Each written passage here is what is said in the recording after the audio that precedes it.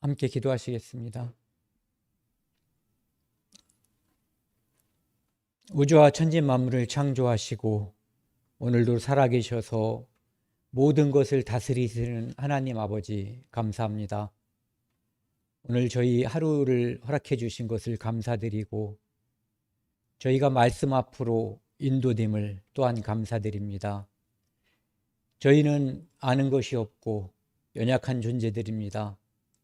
하나님께 의지하지 않으면 아무것도 할 수 없는 저희의 모든 것이 탄생부터 죽음 그 뒤까지 모든 것이 하나님의 섭리하에 있음을 고백합니다.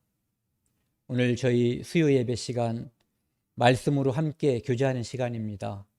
이 시간 처음부터 끝까지 함께 해주셔서 저희의 어리석은 생각이 나타나지 않고 오직 하나님의 거룩한 뜻만이 나타날 수 있도록 하나님께서 지켜주시고 인도해 주십시오.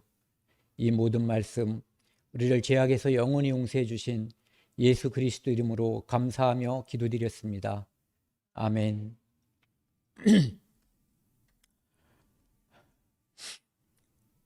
오늘은 이제 지난주까지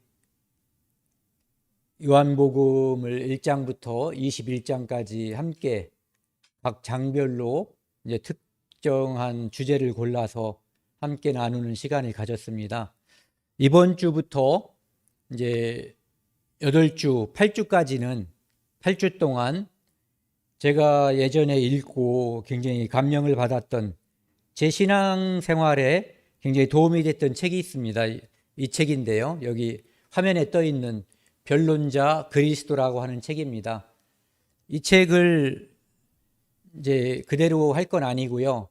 이 책을 가지고 계신 분이나 없으신 분들은 이제 구입을 해가지고 이 8주가 동안에 이 책을 한번 읽어보셨으면 좋겠어요. 저는 이 책에 입각해서 설교할 건 아니고요. 같은 주제로 이제 8주 동안 여기 나와 있는 첫째, 오늘은 종교, 자연이냐 초자연적이냐, 두 번째, 다음 주에는 권위. 우리가 어떤 말을 들을 때 그 권위를 인정하면은 우리가 숙이는 거고 인정하지 않으면 따르지 않는 거거든요. 그 권위가 전통이냐 성경이냐, 성서가 목적이냐 수단이냐, 구원이 인간의 공로에 의해서냐 하나님의 은혜로 인해서냐, 도덕은 외면적으로 표시내는 것이냐 내면적인 것이냐, 예배 입술로 하는 것이냐 마음으로 하는 것이냐, 책임감 성도로서의 책임감 또는 이 사회의 구성원으로서의 책임감이 있는데 그 현상을 보면서 내가 회피할 것이냐 참여할 것인가, 포부 그리스도인으로서 어떤 포부가 있다면 나는 무엇을 드러낼 것인가, 나의 영광이냐 하나님의 영광이냐, 이런 제목으로 이제 8주에 걸쳐서 변론자 그리스도를 바탕으로 한 그런 교제를 하고자 합니다. 그래서 지은이는 여기 우측에 있는 것처럼 존 스투트라고 하는 사람입니다. 그래서 읽어보시면은 제가 하는 어떤 설교보다 이 책을 읽으면 도움이 많이 되고 신앙에 많이 도움이 될 거라고 생각을 합니다. 꼭 구입하셔서 읽어보셨으면 좋겠습니다. 오늘은 그 첫째 날로 종교, 자연이냐 초자연이냐, 여기 종교라고 되어 있지만 내용상을 보면은 기독교를 말하는 거예요. 우리가 믿는 예수 그리스도를 기독이라고 그러잖아요. 기독. 그리스도를 한문으로 표시한 게 기독이거든요. 그리스도를 믿는 종교, 그래서 기독교, 그리스도교 이런 뜻이거든요. 기독교. 그래서 기독교라고 하는 것은 어떤 종교냐 하면은 기독교의 다른 종교와 다른 특징적인 것을 말한다면 부활이에요. 부활의 종교거든요. 그래서 이 기독교, 부활, 자연이냐 초자연이냐 이렇게 생각을 하고 이제 진행을 했으면 좋겠습니다. 사도행전 25장 19절 말씀을 보면은요, 찾아서 한번 읽어보겠습니다. 신약 231쪽입니다.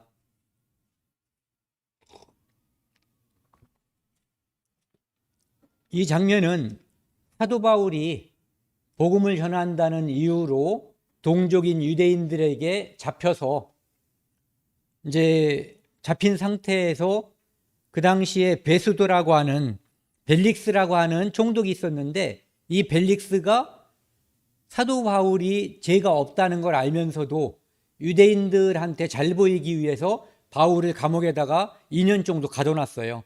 그리고 또 한 가지는 가둬놓고 혹시 이제 자기한테 뇌물을 바치면 돈을 받아먹을까 싶어서 이제 가둬놓은 거거든요. 두 가지 이유 때문에 가뒀던 거죠. 유대인들에게 잘 보이려고, 또 한 가지는 뇌물 받을까 해서. 그런데 그 벨릭소가 이제 송환이 돼서 원래 이제 있던 곳으로 가버리고, 그 다음 총독으로 베스드라고 하는 사람이 온 거예요. 그래서 베스드라고 하는 사람이 와서 이제 사도 바울을 취조, 재판에 이제 넘겨진 상태니까. 그런데 베스도가 그를 조사해 보니까 그들의 종교적인 문제와 관련되어 있는 것이지, 보니까 어떠한 죄도 범한 게 없는 거예요. 그래서 처벌할 필요가 없다는 걸 아는데, 사도 바울이 자기가 황제, 로마에 있는 황제에게 재판을 받고자 하기 때문에 이제 그곳에 이제 보내려고 하는 거죠. 이 사람이 뭐라고 얘기하냐면은, 만약에 바울 네가 황제에게 가서 재판을 받는다라고 말하지 않았다면, 그걸 원한다고 말하지 않았다면 내가 풀어줬을 텐데라는 말을 하거든요. 그러니까 즉 죄가 없다라고 하는 거죠. 그러면서 이 베스도라고 하는 사람이 그 옆에 있었던 아그리빠 왕과 그의 아내 베네게라는 사람이 함께 있을 때 한 말이에요. 같이 한번 읽어보겠습니다. 오직 자기들의 종교와 또는 예수라는 이가 죽은 것을 살아있다고 바울이 주장하는 그 일에 관한 문제로 고발하는 것뿐이라. 무슨 사람이라도 죽였든지 소요를 일으켰든지 다른 사람의 물건을 약탈했다든지 그런 죄가 없는 거예요. 조사해 보니까 종교 문제라는 거죠. 그리고 그 종교 문제 내용은 뭐냐면은, 예수라는 사람이 예루살렘에서 죽었는데 그 사람이 살아있다고 바울이 주장하기 때문에 유대인들이 바울을 잡아다가 이제 처벌해 달라고 했다는 거예요. 현대인의 성경 보면은 자기들의 종교 문제와 또 죽은 예수를 바울이 살아났다고 주장하는 것, 즉 부활했다고 주장하는 문제거든요. 그래서 저는 이제 이 장면을 설명하기 위한 그런 것보다도 바로 오늘 제목인 종교, 기독교라고 하는 것, 그것은 바로 부활의 종교라고 하는 것, 그것을 이제 말씀드리기 위해서 이 구절을 제가 선택을 했습니다. 그래서 종교 문제, 기독교는 예수가 살아났다라고 주장하는, 또는 예수가 살아났다고 하는 것을 증언하는 그런 종교라는 거죠. 그렇기 때문에 예수의 살아났다고 하는 그 부활 사건은 자연스러운 것이냐 또는 초자연적이냐, 이런 문제가 되는 거예요. 그러니까 기독교는 자연적인 종교를 말하는 것이냐, 초자연적인 것, 즉 자연스러운 자연의 법칙을 뛰어넘는 그러한 종교라는 거죠. 특히 이제 그 중에 가장 대표적인 것은 부활인 거죠. 부활. 사람이 죽는 것은 하나님께서 죽도록 만드신 거죠. 그렇죠? 죄 때문에 죽는 거지만 한 번 죽는 것은 하나님께서 정하신 거거든요. 히브리서 9장 27절에.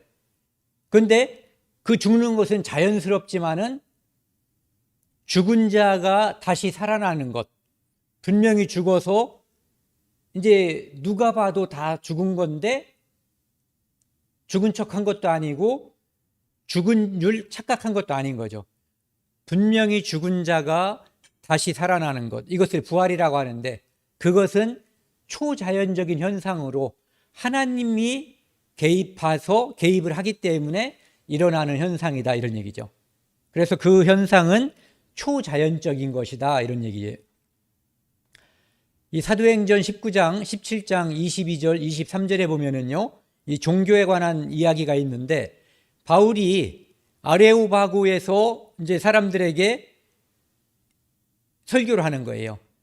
아테네에서 설교하는 거죠. 아테네 사람들아, 너희를 보니 범사에 종교심이 많도다. 왜 종교심이 많다고 생각했냐면은 23절에 그 이유가 나와 있어요. 내가 두루다니며 너희가 의하는 것들, 의한다는 것은 사람들이, 어른들이 이런 표현을 많이 쓰더라고요. 섬긴다, 숭배한다, 이것을 의한다고 하는 거죠. 즉 종교 행사를 하는 것을 말하는 거예요. 의하는 것을 보다가 알지 못하는 신에게라고 새긴 단도 보았으니, 이 사람들이 뭔가를 섬기고 의하는데 심지어는 이렇게 써놨더라 이거예요. 알지 못하는 신에게라고. 그러니까 아는 신들, 이름 있는 신들, 유명한 신들 뿐만 아니라 혹시 내가 빠뜨린 누군가, 어떤 신이 나에게 저주를 퍼부으면 어떻게 할까 두려워서 그까지 챙기는 거죠. 알지 못하는 그를 챙기는 거예요. 새긴 단도 보았으니 그런즉 너희가 알지 못하고 의하는 그것을 내가 너희에게 알게 하리라. 사람은 종교심이 있기 때문에 여기 있는 것처럼 아테네 사람뿐만 아니라 모든 사람에게 다 종교심이 있어요. 그래서 전 세계에 있는 어떤 사람이든 자기가 필요하거나 부족할 때 기도하게 되어 있어요. 사람만. 그리고 무언가를 섬기려고 하는 마음이 표시가 나요. 외면적으로 또는 내면적으로 기도하고 또는 겉으로 종교 행사라고 하는 무언가를 하게 되죠. 아무것도 안 믿는 사람들도 뭔가를 하는 것을 봤어요. 적어도 기도는 해요. 기도 안 해보신 분 손 들어보세요. 전 단 한 명도 못 봤어요. 어른 중에서. 그래서 알지 못하는 그것을 알게 하는 것. 사람들이 무엇인지 몰라서 아무거나 섬기는 그것을 섬겨야 될 대상이 있는 거잖아요. 종교라고 하는 것은 섬겨야 될 대상. 이 대상이 과연 섬길 만한 존재인지, 이게 종교에서 중요한 문제거든요. 그리고 그 섬기는 대상들, 그러니까 사람들이죠, 사람들. 이 사람들은 섬겨야 되는 대상을 알고 있는가? 이를테면은 하나님께서 만드신 피조물들을 섬기는 경향이 매우 많은 거죠. 태양을 섬긴다든지 달을 섬긴다든지 뭐 엄청나게 큰 산이 있으면은 산신령을 거기 있다라고 생각을 하고, 바다에서 사람들이 죽고 파도가 흉흉하고 그러니까 그곳에서 내가 잘 되길 바라니까 바다 또는 뭐 무슨 신이라고 그러죠? 해신, 용왕 뭐 이런 걸 이제 나름대로 이름을 지어놓고 섬기게 되거든요. 그리고 큰 나무가 있어도 섬기고, 옛날에는 또 뭐 호랑이도 섬기고, 뭐 이렇게 뭔가 좀 독특하거나 뛰어나 보이는 것, 위험 있어 보이는 것이 있으면 무엇을 섬겨야지 될지 그 대상을 잘 발견하지 못했기 때문에 종교심이 있으니까 아무거나 대놓고 섬기는 그런 경향들이 있는 거죠. 그런데 이 성경을 통해서 우리는 섬겨야 될 대상이 누구인지, 그가 과연 섬길 만한 대상인지를 알게 되는 거예요. 그분은 우주와 천지 만물을 창조하신 분, 창조주라고 하는 것을 우리가 성경을 통해서 알게 되는 거고, 오직 그에게만 죽지 아니하는 것, 영생이 있다는 것을 알고 그분을 통해서, 그분이 보내신 자, 독생자 예수 그리스도를 통해서만 영생을 얻는 거죠. 그래서 섬김의 대상은 반드시 섬겨야 할 만한 가치가 있는 대상, 창조주, 영생을 주는 그 존재여야지 된다 하는 것을 우리가 알아야지 되는 거죠. 이 세상 사람들이 섬기는 것들을 대략 보면은 이런 것들 중에 하나예요. 뭐 사주팔자 뭐 이렇게 관절을 이렇게 한다고 하더라고요. 그래서 뭔가를 맞추고, 가운데 있는 것은 무당, 또 부처님, 뭐 부적도 지니고 다니고, 큰 나무가 있으면 나무도 섬기고. 근데 그런 것들을 섬기면 그 섬기는 것 뒤에 여기 그림에 보시는 것처럼 나는 그냥 돼지한테 절한 게 아니잖아요. 누구나 다 알죠. 돼지 머리가, 그것도 죽은 돼지가 내게 무언가를 해주거나 해주지 못할 거라고 생각하는 사람이 세상에 있겠어요? 없을 거예요. 근데 그 뒤에 어떤 대상, 이게 있는 거죠. 그래서 그 대상이 눈에 보이지 않지만 그 대상, 우리가 섬겨야 될 대상이 아닌 것이 섬김을 받는 거예요. 우리는 그것을 이제 사탄이라고도 부르고 마귀라고도 부르는데, 어쨌든 그는 우리가 섬겨야 될 대상이 아니라 우리가 그로부터 노임을 받아야 할 대상인 거죠. 하나님께서 이 땅에 예수 그리스도를 보내주신 것은 바로 그 사탄에게서 노임을 받게 하기 위해서, 그에게 평생 끌려다니다가 종로로 타다가 그와 함께 딸려가는 곳이 지옥이거든요. 예, 그렇기 때문에 그것을 놓아주기 위해서 예수 그리스도를 보내주신 거예요. 그것은 마치 하나님께서 애굽에서 종살이하고 있는 이스라엘 민족을 모세를 통해서 해방시켜 준 것과 비슷한 거죠. 그들은 종살이에서 해방이 됐고 애굽의 바로의 종살이에서, 우리는 사탄의 종살이에서 하나님의 나라로, 하나님의 자녀로 옮김을 받는 거예요. 해방이 되는 거죠. 그래서 사람들은 뭔가를 섬기려고 하는 마음이 있는데 그 대상이 매우 중요하고 그 대상이 누구인가를, 무엇인가를 확인하는 것이 매우 필요하다.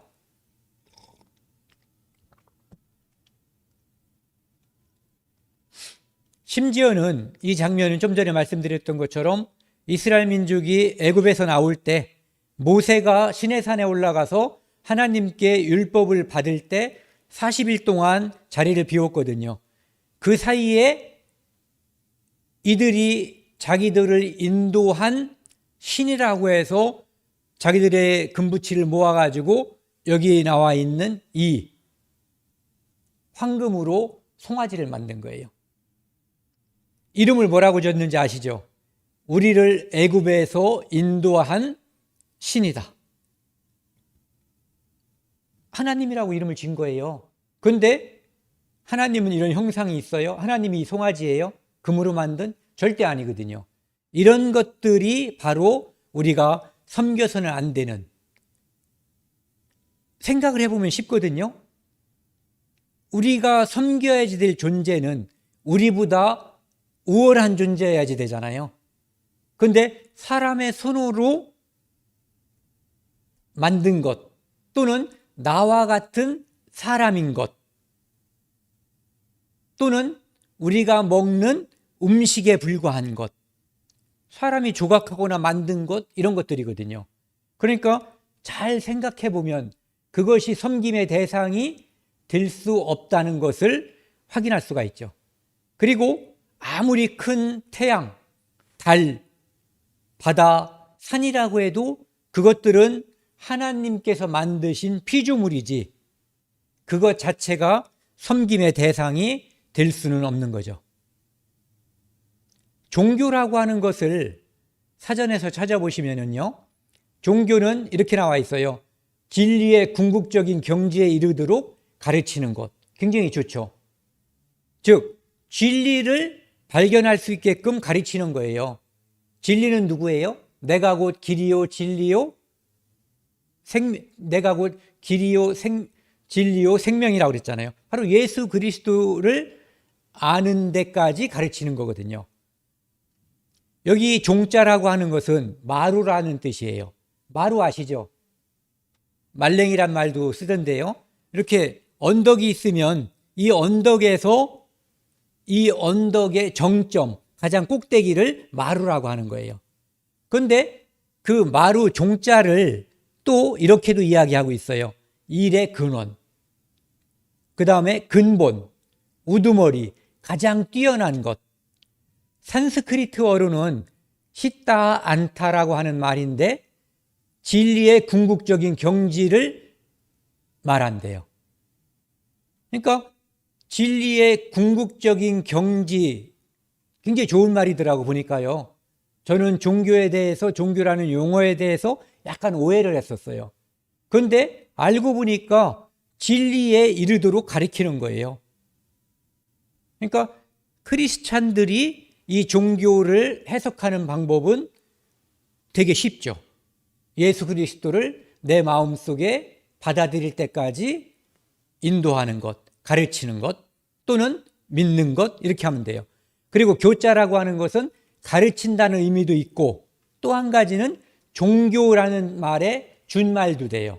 그래서 교를 믿는데, 예전에 기독교 사람들, 기독교 신자들을 제가 어렸을 때 어른들이 교를 믿는데 이렇게 말을 하면 그것은 기독교 신자라는, 기독교를 교회당을 간다라는 말의 준말이었어요.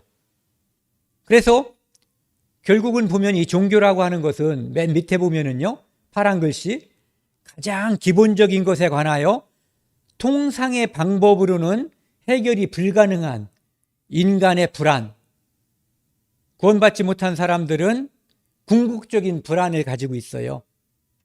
죽음의 문제, 심각한 고민 등을 해결하려는 것. 이것이 해결 방법이 뭐예요? 바로 영생이거든요. 영생을 주시는 분, 진리이신 분, 예수 그리스도를 궁극적으로 받아들이는 것. 이것이 종교예요. 물론 다른 종교에서는 제가 해석한 것과 똑같이 해석하지 않을 수 있어요. 그런데 우리 입장에서 그렇게 말할 수 있고, 그리고 그 단어가 딱 떨어지게 돼 있어요. 그러면 종교가 어떻게 탄생하는가에 대해서, 기독교가 어떻게 탄생하는가에 대해서 한번 생각을 해보자고요. 창세기 1장 1절에 보시면은 태초에 하나님이 천지를 창조하시니라. 종교가 있어요, 없어요? 종교 없어요, 지금은. 그냥 하나님만 존재하는 거예요. 종교가 되려면 하나님이 있어야지 되고 섬김의 대상이 있어야지 되는 거죠. 그리고 섬겨야 될 이유가 생겨야지 되는 거예요. 근데 두 번째, 2장 7절에 보면은 1장에서도 이제 하나님께서 창조할 계획을 갖고 계시고, 2장 7절에 여호와 하나님이 땅의 흙으로 사람을 지으시고 생기를 그 쿠에 불어 넣으시니 사람이 생명이 되니라. 여기까지도 하나님이 있고 사람이 이제 만들어졌지만 뭔가 종교 냄새는 안 나요. 그렇죠? 뭔가 이 사람이 하나님의 피조물이 탄생을 했는데 이 둘과의 관계가 어떻게 설정되고 있는지에 대한 묘사가 없어요. 그런데 2장 15절, 17절에 보시면은 드디어 하나님께서 그 창조하신 인간에 대해서 무언가를 말씀하셔요. 어떤 금지 조항 또는 하라 말하라, 이것이 생기는 거죠. 15절에는 경작하며, 에덴 동산을 하나님께서 그 만드신 피조물인 인간에게, 아담에게 경작하며 지키게 하시고, 이렇게 말씀하셨으니까 이 말씀을 아담에게 했던 거죠. 그렇죠? 그냥 거기다 갖다 놓는다고 해서 경작하기도 하고 지키기도 하는 건 아니잖아요. 그 다음에 16절에는 이제 드디어 중요한 말을 한 거예요. 명하여 이르시되 동산 각종 나무의 열매는 네가 임의로 먹되. 이것은 명령이에요. 이 명령은 뭐예요? 들으면 축복, 듣지 않으면 상응하는 징벌이 따르는 게 명령이에요. 그러니까 국가는 명령할 수 있죠. 군대에서도 명령해요. 그리고 학교는 요즘 권위가 많이 떨어졌다고 그러는데 우리가 다음에 이제 권위라고 하는 걸 할 건데, 권위가 떨어졌다고 하지만 선생님은 지시할 수 있죠. 그리고 집에서 부모님도 명령을 할 수 있어요. 지시하는 거죠. 내가 이물을 먹되. 그 다음에 17절에 선악을 알게 하는 나무의 열매는 먹지 말라. 저것은 마음대로 먹지만 이 나무의 열매는 먹지 말라라고 엄명하신 거예요. 엄하게 명하신 거죠. 그리고 먹게 되면 내가 먹는 날에는 반드시 죽으리라. 이렇게 말씀을 하셨고 이 일에 대해서 문제가 틀어져 버린 거죠. 하나님께서 명령하신 이것을 사람이 하와가 불순종했고 하와의 불순종에 아담이 동참했고 그렇게 동참한 데에는 이제 그들을 유혹한 사탄, 마귀라고 하는 존재가 있었고 그래서 그들은 하나님의 피조물에서 하나님의 반역한 반역자로다가 전락해버린 거예요. 그래서 이 성경은 기독교는 하나님의 피조물인 인간이 마귀의 꼬임을 받아서 피조물에서 하나님의 반역자, 마귀와 한편이 돼서 하나님으로부터 죄인으로 전락한 그를 하나님이 다시 사랑해서 얼만큼? 독생자를 죽여서 그 핏값으로 그를 구원에 이르게까지 할 만큼 사랑한다는 그것을 증명한 종교인 거죠. 그래서 이 창세기 1장, 2장에 나와 있는 이것이 기독교가 탄생하게 된 사람이 왜 구원을 받아야만 되는지 하나님은 인간을 얼만큼 사랑하는지 이거에 대해서 설명하게 되는 근원이 된 거죠. 죄의 근원과 사람의 탄생에 대한 근원. 그리고 여기서 우리가 생각해 볼 것은 이 기독교라고 하는 것이 자연적이냐 초자연이냐 자연적이냐 초자연적이냐 이걸 생각을 해보면은 하나님께서 창세기 1장 1절 아까 제가 빼고 지나갔는데요. 태초에 하나님이 천지를 창조하시니라. 초자연적이죠. 이런 일은 우리가 자연스럽게 볼 수 있는 일이 아니에요. 어디서도 일어나는 일이 아니거든요. 하나님께서 태초에 한 번 하나님께서 능력으로 보여주신 거예요. 그리고 그것을 성경에 기록한 거죠. 그러니까 초자연적인 거예요. 하나님의 능력은 초자연적인데 자연적인데 필요하면 하나님께서는 초자연적으로 역사하실 수도 있는 분이 되는 거죠. 그래서 하나님께서 초자연적으로 천지만물을 창조했고 그것에 창조된 바탕하에 인간이 놓여졌기 때문에 초자연적으로 만들어진 모든 자연은 사람이 보기에는 자연스러워 보였던 거죠. 그래서 사람들은 그곳에서 살면서 사람의 지능과 과학이 발달하면서 하나님께서 만드신 창조의 섭리들을 하나씩 발견해 나가는 것, 그것이 과학인 거죠. 왜 그것을 과학이라고 하는 법칙으로 발견할 수가 있냐 하면은 과학은 법칙이거든요. 재현성이 있어야지 과학이거든요. 어떤 것을 누군가가 동일한 방법으로 실수 없이 재현하면 그대로 일어나야지만 그것을 법칙이라고 하고 그것을 과학적이라고 말하거든요. 그러니까 하나님께서 만드신 예를 들어서 만유인력의 법칙, 이것을 뉴턴이라는 사람이 발견했다고 하는데 만드신 분은 하나님이시고 그것이 질서의 세계이기 때문에 늘 그렇게 작동하기 때문에 법칙으로서 존재하는 거예요. 그런데 하나님께서는 가끔 필요할 때 이 법칙을 어길 수가 있죠.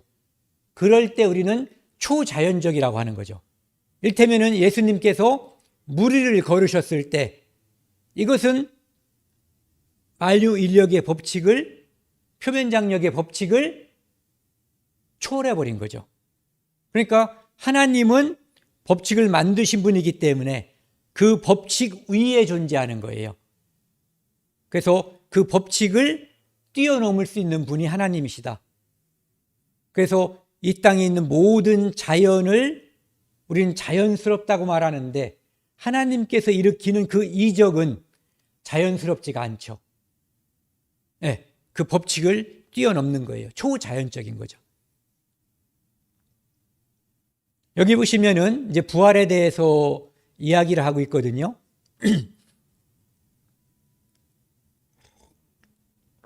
처음에 기독교라는 말은 그리스도교라는 뜻이거든요.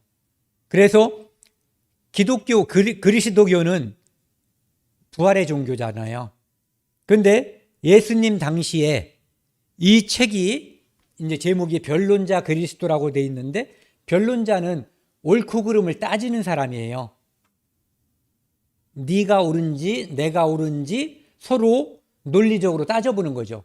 예수님께서는 예수님이 이 땅에 계시는 동안에 수많은 바리새인들과 사두개인들, 서기관들과 계속해서 그들과 함께 어떤 문제에 대해서 이야기를 주고받았거든요. 그래서 그 이야기를 주고받은 것이 변론이라는 거죠. 그래서 예수님은 변론을 좋아하셨다. 변론자다.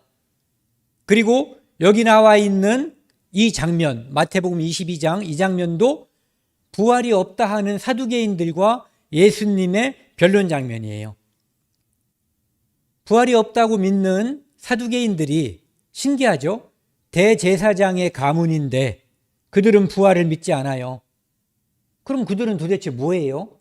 유대교를 믿는다고 하는데 부활을 믿지 않으면 엉터리죠. 내세를 믿지 않는 사람이 뭐를 제사를 드려요? 아무런 의미가 없는 거예요. 부활이 없다라고 생각한다면. 그래서 그들이 부활이 없다라고 생각하는데 예수님을 욕보이려고, 예수님을 조롱하기 위해서 자기들 나름대로 엄청나게 좋은 아이디어를 가지고 예수님께 온 거예요. 우리는 하나님께서 우리를 만드셨죠. 그리고 우리 안에 뇌를 만드셨어요. 뇌. 이 뇌는 이성작용을 하잖아요. 무엇을 들으면 그것이 그러한지 아닌지 옳은지 그른지를 판단해 볼 수 있는 게 이 이성이고 뇌거든요. 그런데 하나님께서 하나님을 발견하고 하나님께 대한 생각을 발전시켜 보라고 주신 이 뇌를 가지고 하나님을 조롱하고 하나님이 없다라고 하는 것을 증명하기 위해서 사용한다면 그들이 자기 자신을 또는 자기 자신 속에 들어있는 뇌를 매우 잘못 사용하고 있는 거죠. 그들이 와서 예수님께 이제 얘기한 거예요.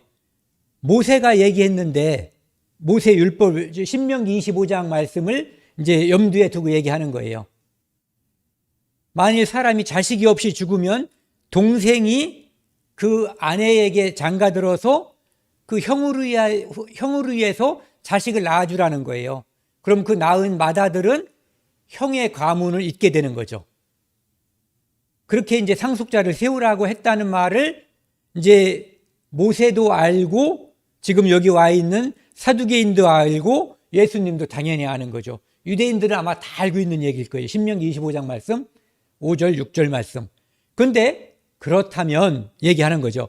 우리 중에 칠형제가 있는데 맏아들이 형수하고 어떤 여자하고 결혼했는데 자녀가 없이 죽었어요.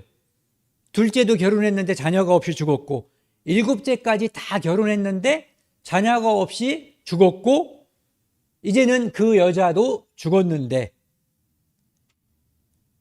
28절 같이 읽어보실래요? 그런즉 그들이 다 그를 취하였으니 부활 때에 일곱 중에 누구의 아내가 되리이까? 선생님, 부활이 있다면 곤란한 문제가 생기잖아요. 그들은 각각의 아내였는데 칠형제의 그녀는 그럼 부활할 때는 누구 아내가 돼야지 돼요? 부활이 있다면 이렇게 불합리한 일이 생기잖아요. 부활 없다는 뜻이라고 자신 있게 말한 거예요. 그러니까 예수님께서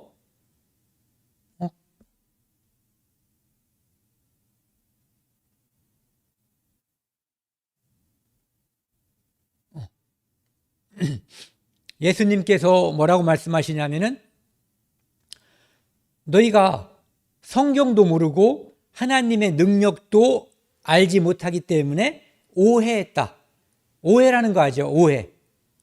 오해, 또 어떤 때는 곡해라는 말도 쓰고 뭐 이런 말들을 쓰는데 뭔가를 잘못 해석해버리는 거예요. 왜?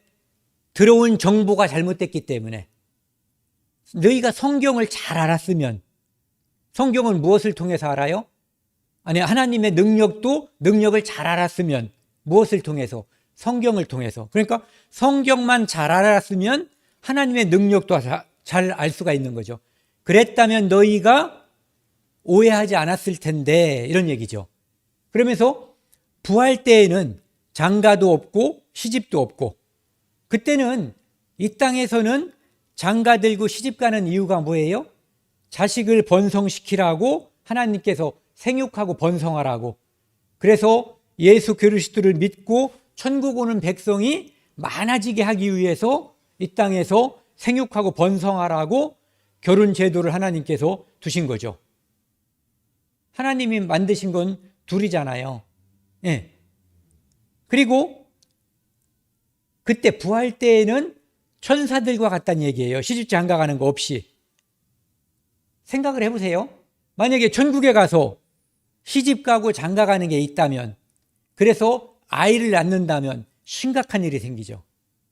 어떤 거? 구원받지 않고 천국 가는 사람이 생기는 거예요. 예수 그리스도의 피를 믿는, 예수 그리스도의 피로 구원받은 사람만 천국 가는데, 그곳에서 천국 간 사람의, 거기서 만약에 결혼이 있다면, 자녀를 낳는다면 예수 그리스도를 믿지 않고 천국에 와 있는 사람이 생기는 거예요. 그곳은 예수 그리스도를 통해서 구원받은 사람만 가는 곳이고, 더 이상 인구 팽창, 확장, 자녀 생산이 필요 없는 곳이죠. 나서는 안 되는 곳이에요. 그래서 죽은 자의 부활을 논할진대 하나님이 너희에게 말씀하신 바, 이게 뭐냐면은 출애굽기 3장 6절을 염두에 두고 예수님께서 말씀하신 거예요. 나는 아브라함의 하나님이요 이삭의 하나님이요 야곱의 하나님이라 하신 말씀을 읽어보지 못하였느냐? 하나님은 죽은 자의 하나님이 아니요 살아있는 자의 하나님이시라 하시니, 이렇게 되어 있죠. 이 뒤에 보시면은요, 출애굽기 3장 6절에 이렇게 되어 있어요. 또 이르시되 나는 네 조상의 하나님이니 아브라함의 하나님, 이삭의 하나님, 야곱의 하나님이라, 이렇게 되어 있죠. 그러니까 좀 전에 말씀과 지금 말씀, 그리고 이 밑에 보면은요, 영어 성경에서 NIV, 킹제임스, NASB, 여기에서 보면은 맨 앞에 I am 이렇게 시작을 하고 있어요. 나는 무엇이다, 이렇게 얘기한 거죠. 그런 이야기는 무엇을 말씀드리려고 하냐면 바로 아브라함의 하나님이었고 이삭의 하나님이었고 야곱의 하나님이었다가 아니라 아브라함의 하나님이고 이삭의 하나님이고 야곱의 하나님이라는 거죠.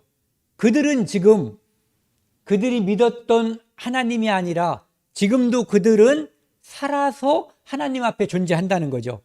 사람의 눈에서는 사라졌지만 그들은 지금 하나님 앞에 부활한 존재들, 살아있는 존재라고 하는 표현으로 I was가 아니라 나는 뭐뭐이었다, 그들의 하나님이 었다가 아니라 그들의 하나님이다라고 말하고 있는 거예요. 그 얘기는 바로 그들이 부활해서 내 앞에 살아있다. 여기서도 보면은 나는 하나님이로라 이렇게 되어 있죠. 나는 그들의 하나님이었다가 아니라 하나님이로라. 그래서 하나님이 죽은 자의 하나님이 아니라 살아있는 자의 하나님. 이것은 첫 번째, 너희들이 오해한 것은 첫 번째는 뭐냐 하면은 그곳은 시집장가를 가지 않는다. 그렇기 때문에 누구의 아내냐는 질문 자체가 성립하지 않는다. 두 번째, 너희들처럼 부활을 믿지 않는 믿음이 없는 자들은 천국에 갈 수가 없다. 믿는 자의 하나님이지 믿지 않는 자의 하나님이 아니다. 그리고 그들은 지금은 잠자고 있지만 너희들은 죽은 자고, 너희들은 지금 살아서 나와 같이 나와 함께 대화를 하고 있지만 너희는 죽은 자들이고, 그래서 너희와 나와는 관계가 없다 이거죠. 죽은 자의 하나님이 아니기 때문에. 그런데 아브라함, 이삭, 야곱은 지금 잠자고 있지만 그들은 살아있기 때문에 살아있는 자, 즉 그들의 하나님이다, 이런 얘기예요. 그러니까 하나님은 살아있는 자의 하나님, 이런 얘기죠. 그래서 기독교를 부활의 종교라고 하는 것은 바로 이런 거거든요. 예수 그리스도의 부활, 영광의 주님으로 이미 그분은 부활하셨잖아요. 그리고 그리스도인의 부활, 언제 부활해요?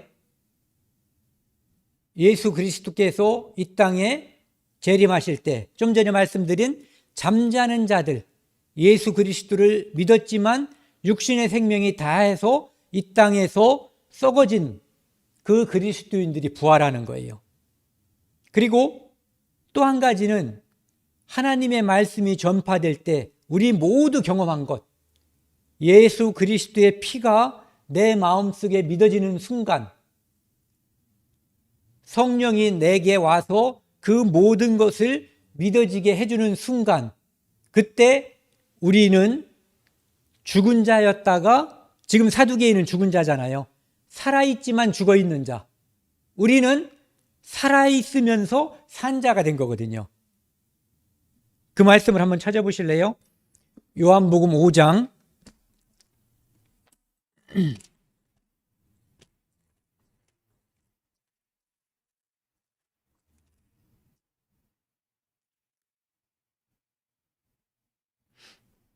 요한복음 5장 25절 말씀입니다. 같이 읽겠습니다. 시작. 진실로 진실로 너희에게 이르노니 죽은 자들이 하나님의 아들의 음성을 들을 때가 오나니 곧 이때라. 듣는 자는 살아나리라. 우리가 바로 이 하나님의 음성, 예수 그리스도의 피를 마음속에 믿고 즉각 살아난 자들이거든요. 그래서 부활의 종교라고 하는 것은 좀 전에 말씀드린 것처럼 예수 그리스도의 십자가의 죽음과 부활, 이것이 첫 번째 열매였죠. 그리고 그 첫 번째 열매에 이어서 곡식단에 속한 것이 바로 우리들이에요. 시대를 초월해서 모든 그리스도인들은 부활할 것, 또는 지금 우리처럼 이미 영이 부활한 것. 우리가 언젠가 육신이 이 땅에서 죽게 될지, 우리가 원하는 바는 죽음을 맛보지 않고 예수 그리스도가 이 땅에 오실 때 우리가 그분과 연합하는 거예요. 하지만 많은 시대의 그리스도인들이 그 소망을 가졌지만 2000년 동안 그들은 죽음을 맛봐서 지금은 자는 자가 됐잖아요. 그것처럼 우리도 자는 자가 될 가능성도 없다고 볼 수가 없거든요. 하지만 우리는 늘 그 소망을 놓지 않고 있죠. 어떤 소망? 병들어 골골거리지 않고 우리가 예수님을 만났으면 좋겠다라고 하는 소망. 하지만 그 소망이 이루어지지 않는다고 해도 우리가 자는 자 중에 언젠가 영광 중에 내가 깰 때에 주의 얼굴을 보는 것으로 만족하는 그런 그리스도인이 될 수 있을 거예요. 사두개인들이 하나님 부활을 믿지 않은 것은 딱 하나예요. 하나님의 능력을 믿지 않은 것. 그것은 바로 성경을 믿지 않았기 때문이거든요. 그래서 기독교라고 하는 것을 부활의 종교라고 말한다고 하는 것은 결국은 예수 그리스도가 부활했음과 예수 그리스도를 믿는 자들이 부활했음 또는 부활할 것임, 이 모든 것을 믿는 거라고 볼 수가 있죠. 사두개인들이 이제 그 당시에 믿지 않았던 것처럼 요즘 세상에도 믿지 않는 자들이 많거든요. 그러니까 현대판 사두개인들이라고 볼 수 있는 사람들이에요. 그런 사람들이 이제 이 책에 보면은 이런 사람들이 소개가 돼 있어요. 과학적 유물론자. 과학만을 신봉하는 거예요. 그들은 과학이 모든 것을 해결해 줄 거라고 생각을 하고 유물론자이기 때문에 물질, 이것 아닌 것, 보이지 않는 것, 이것은 인정하지 않는 거예요. 그렇기 때문에 그들은 성경을 읽을 때도 이 안에 있는 초자연적인 것, 예수님의 기적이라든지 이런 것들은 빼고 생각하는 거예요. 그러다 보니까 부활의 종교, 부활의 기독교에서 부활이 사라지는 거죠. 부활은 그들이 생각할 때 과학적이지도 않고 물질적이지도 않은 거예요. 그래서 그거 빼버리고 단지 자연법칙이, 이건 자연법칙으로 설명이 안 되는 그런 것이 있을 때 그것을 살짝 보충해 주는 것으로 이제 생각을 하는 거죠. 어떤 사람이, 의사가 아주 유명한 의사, 대한민국에 최고 가는 의사들이 판정했는데 당신은 이 온몸에 암이 다 퍼졌고 뭐 얼마 안에 죽습니다라고 판정했는데 이 사람이 뭐 기도밖에 한 게 없는데 만약 기적적으로 살아났다. 이때 도입할 수 있는 게 기적의 하나님을 그런 때만 살짝 써먹을 수 있는, 즉 과학의 영역에서 설명이 안 될 때 살짝 끼워 넣는 것이 바로 과학적 물질주의, 이런 것이라는 거죠. 물질사관. 그런데 과학과 기독교는 과연 상치하냐 이거죠. 그것이 아니라 과학은 기독교를 보충하고 기독교는 과학을 보충하는 보완관계라는 거죠. 하나님께서 만드신 법칙을 과학이 발견하는 거예요. 그리고 과학이 발견한 어떤 그 법칙의 근원이 어디에 있었는가를 성경에서 발견해 주는 거죠. 그래서 자연법칙이라고 하는 것은 만물의 존재와 이 모든 것의 직접적인 원인인 하나님의 존재를 빼놓고는 자연법칙과 하나님의 존재를 떼놓고 생각할 수 없다는 거죠. 왜? 이분이 만드신 법칙이기 때문에, 그리고 지금도 이분이 운영하고 있기 때문이라는 거죠. 그래서 기독교라고 하는 것은 자연이냐 초자연이냐, 초자연적이다. 아까 말씀드린 것처럼 자연 상태에서 인간이 그것을 누렸기 때문에 매우 자연스럽게 보이지만 하나님께서 그분의 일하심을 보여주기 위해서 가끔 보여주는 초자연적인 이적은 초자연적인 거죠. 그것은 바로 하나님의 존재를 부각시키는 일이에요. 그래서 기독교를 통해서 무언가 초자연적인 것이 있다면 그것은 원래도 하나님께서 만드신 거지만 하나님께서 그것만 가지고 자연스럽게 보이는 자연을 통해서 하나님을 발견할 수 없을 때 하나님은 초자연적인 일을 통해서 다시 그들에게 하나님의 계심과 하나님이 계시는 것과 지금도 역사하심을 보여주고 있다. 이렇게 우리가 알 수 있는 거죠. 오늘 여기까지 하겠습니다. 함께 기도하시겠습니다. 하나님 아버지 감사합니다. 오늘 종교, 기독교가 자연적이냐 초자연적이냐 하는 것을 가지고 함께 말씀을 나누었습니다. 하나님께서 천지 만물을 창조하신 그 모든 것은 우리들 보기에 자연스럽습니다. 하지만 하나님께서 그것을 통해서 사람이 하나님을 발견하기를 바랬지만 발견할 수 없어서 하나님께서 저희에게 특별한 계시로 말씀을 주셨고 이적을 보여주셨습니다. 그 이적을 통해 우리는 기독교가 초자연적인 것임을 알 수 있습니다. 하나님께서 저희를 얼마나 사랑하시는지, 예수 그리스도를 이 땅에 보내주셔서 그분이 사람으로 오신 것, 이것이야말로 초자연적인 것이고 또한 하나님의 사랑이 가장 녹아있는 것으로 알고 있습니다. 저희가 예수 그리스도를 통해서 구원을 받게 해주시고 믿음의 교제 안에서 함께 할 수 있도록 인도해 주시니 감사드립니다. 이 모든 말씀 우리를 사랑하시는 예수 그리스도 이름으로 감사하며 기도드렸습니다. 아멘. 찬송과 같이